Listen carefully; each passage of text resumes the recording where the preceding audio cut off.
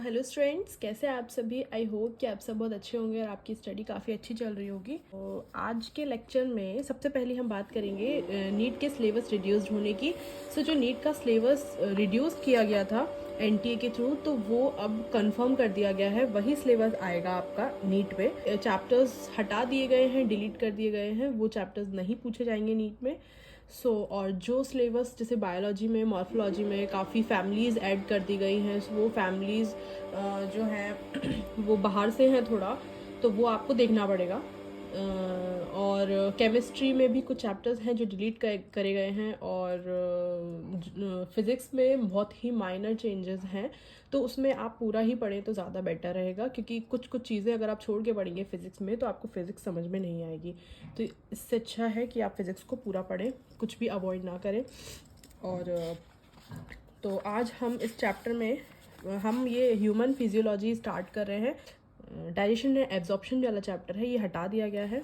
तो हम आज श्वसन और गैसों का विनिमय, ये वाला चैप्टर से आज स्टार्ट करेंगे। तो चलिए स्टूडेंट्स, शुरू करते हैं इसी के साथ।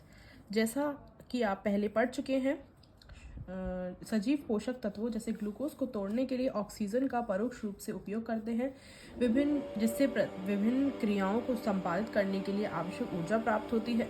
उपरोक्त अपचयी क्रियाओं में कार्बन डाइऑक्साइड भी मुक्त होती है, जो हानिकारक है। इसलिए यह आवश्यक है कि कोशिकाओं को लगातार O2 ऑक्सीजन उपलब्ध कराई जाए और कार्बन डाइऑक्साइड को बाहर मुक्त किया जाए। वायुमंडलीय ऑक्सीजन और कोशिकाओं में उत्पन्न कार्बन डाइऑक्साइड के आदान प्रदान विनिमय की इस प्रक्रिया को श्वसन या ब्रीदिंग, सामान्यतः श्वसन रेस्पिरेशन कहते हैं।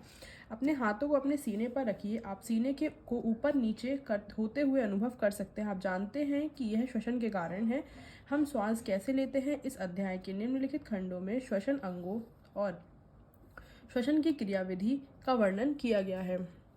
श्वसन के अंग, प्राणियों के विभिन्न वर्गों के बीच श्वसन की क्रियाविधि उनके निवास और संगठन के अनुसार बदलती है। निम्न कशेरुकी जैसे स्पंज, सिलेंट्रेटा, चपटे कृमि आदि ऑक्सीजन और कार्बन डाइऑक्साइड का आदान प्रदान अपने सारे शरीर की सतह से सरल विसरण द्वारा करते हैं। केंचुए अपनी आर्द्र क्यूटिकल को श्वसन के लिए उपयोग करते हैं।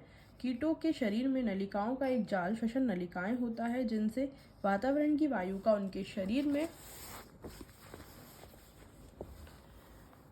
विभिन्न स्थान पर पहुंचती है, ताकि कोशिकाएं सीधे गैसों का आदान प्रदान कर सकें। जलीय ऑर्थोपोडा तथा मोलस्का में श्वसन विशेष संवहनीय संरचना क्लोम गिल द्वारा होता है, जबकि स्थलचर प्राणियों में श्वसन विशेष संवहनी थैली फुफ्फुस फेफड़े द्वारा होता है। कशेरुकों में मछलियां क्लोम गिल द्वारा श्वसन करती हैं, जबकि सरीसर, पक्षी और स्तनधारी फेफड़ों द्वारा श्वसन करते हैं। उभयचर जैसे मेंढक अपनी आर्द्र त्वचा, नम त्वचा द्वारा भी श्वसन कर सकते हैं। स्तनधारियों में एक पूर्ण विकसित श्वसन प्रणाली होती है।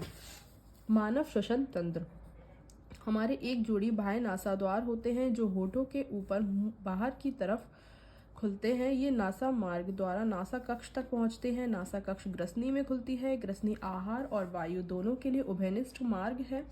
ग्रसनी कंठ द्वारा श्वास नली में खुलती है। कंठ एक उपास्थि पेटिका है जो ध्वनि उत्पादन में सहायता करती है, इसलिए इसे ध्वनि पेटिका भी कहा जाता है। भोजन निकलते समय घाटी एक पतली लोचदार उपास्थि पल्ले फ्लैप कंठच्छद एपिग्लॉटिस से ढक जाती है, जिससे आहार ग्रसनी से कंठ में प्रवेश न कर सके। श्वास नली एक सीधी नलिका है जो वक्ष गुहा के मध्य तक 5वीं वक्षीय कशेरुकी तक जाकर दाईं और बाईं दो प्राथमिक श्वसनियों में विभाजित हो जाती है। प्रत्येक श्वसनी कई बार विभाजित होते हुए द्वितीय और तृतीय स्तर की श्वसनिका और बहुत पतली अंतस्थ श्वसनिकाओं में समाप्त होती है।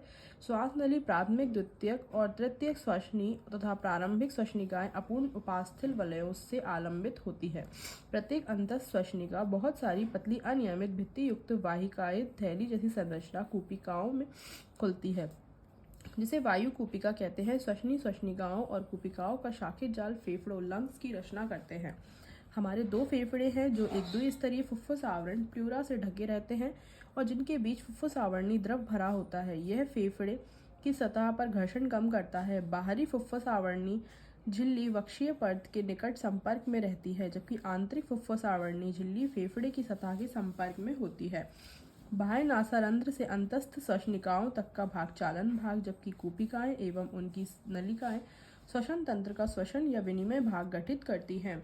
चालन भाग वायुमंडलीय वायु को कूपिकाओं तक संचारित करता है, इसे बाहरी कणों से मुक्त करता है, आर्द्र करता है तथा वायु को शरीर के तापक्रम तक लाता है।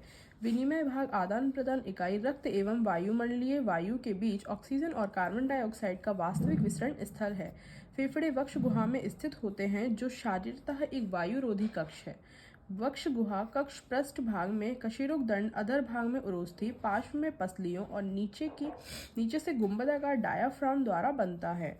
वक्ष में फेफड़ों की शारीरिक व्यवस्था ऐसी होती है कि वक्षीय गुहा के आयतन में कोई भी परिवर्तन फेफड़े फुफ्फुसी की गुहा में प्रतिबिंबित हो जाएगा।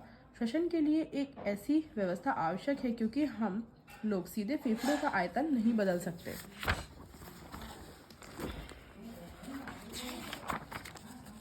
इसके बाद आप देख सकते हैं, हमारा मानव श्वसन तंत्र का आरेखीय दृश्य है। श्वसन में निम्नलिखित चरण सम्मिलित हैं। पहला, श्वसन और फुफ्फुसी संवातन, जिससे वायुमंडलीय वायु अंदर खींची जाती है और कार्बन डाइऑक्साइड से भरपूर कूपिका की वायु को बाहर मुक्त किया जाता है। दूसरा, कूपिका झिल्ली के आर पार गैसों, ऑक्सीजन और कार्बन डाइऑक्साइड का विसरण। तीसरा, रुधिर द्वारा गैसों का परिवहन अभिगमन। चौथा, रुधिर और ऊतकों के बीच ऑक्सीजन और कार्बन डाइऑक्साइड का विसरण। पांचवा, अपचय क्रियाओं के लिए कोशिकाओं द्वारा ऑक्सीजन का उपयोग और उसके फलस्वरूप कार्बन डाइऑक्साइड का उत्पादन होना। कोशिकीय श्वसन, जैसे कि अध्याय 14 श्वसन में बताया गया है। ये नेक्स्ट टॉपिक रहेगा हमारा श्वसन की क्रियाविधि, जिसे हम नेक्स्ट वीडियो में या नेक्स्ट पार्ट में कवर करेंगे। तो आज के लिए इतना ही, मिलते हैं फिर नेक्स्ट वीडियो में। Thank you students, take care, good bye, bye bye.